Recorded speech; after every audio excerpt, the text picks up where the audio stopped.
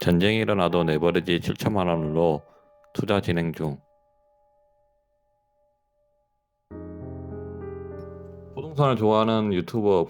부트캠프에서는 레버리지 활용법에 대해서 냉동집보다 큰 집을 사야 할까요? 에서 인플레이션 때문에 큰 집을 사야 한다고 말하고 있으며, 돈을 모아서 집을 산다는 건 말이 안 되고 집을 사고 돈을 갚는다는 것을 생각해야 된다고 말하고 있습니다. 물론 투자의 모든 책임은 본인에게 있기 때문에 본인의 상황에 맞춰서 능력에 맞추어 대출 상환 등을 고려하여 투자를 해야 하며, 5년에서 10년 정도 일한다 생각하면서 벌어서 저축하면서 그 집을 갚아낸다고 생각하면 될 것 같습니다. 대출 받아 집을 산다, 대출 갚는다, 이런 개념 생각하는데, 저 또한 부동산 같은 경우에는 지방에 살고 있는 사람들은 수도권의 수요와 공급에 의해서 서울에 있는 집값은 쳐다도 볼 수 없고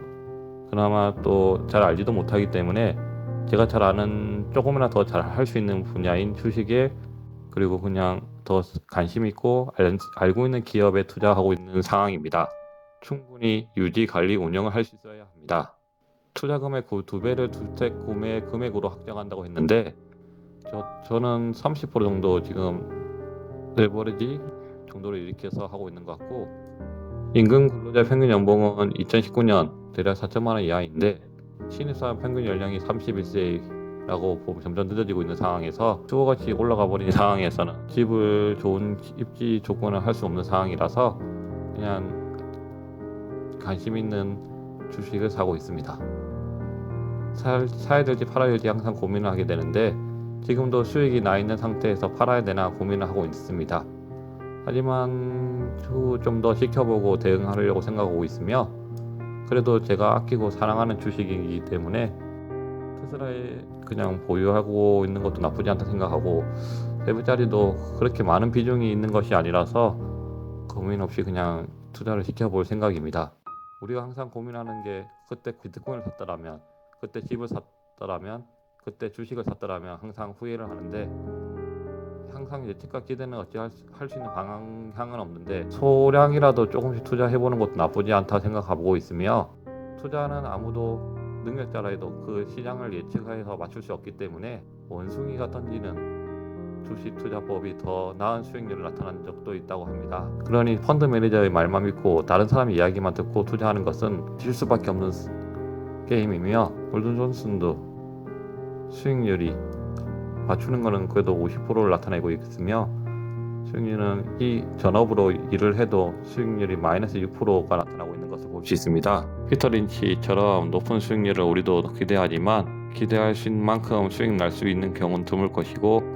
메타버스 시대, 이런 시대에 맞춰서 인간은 수익보다도 손해에 대해서 위험, 공포를 더 많이 느끼고, 과거 인류가 살아왔던 것도, 집중을 하지 못하는 것도 이 생명의 위협을 많이 당해왔기 때문에 두리번거리고 집중을 못하는 것을 나타낼 수 있습니다.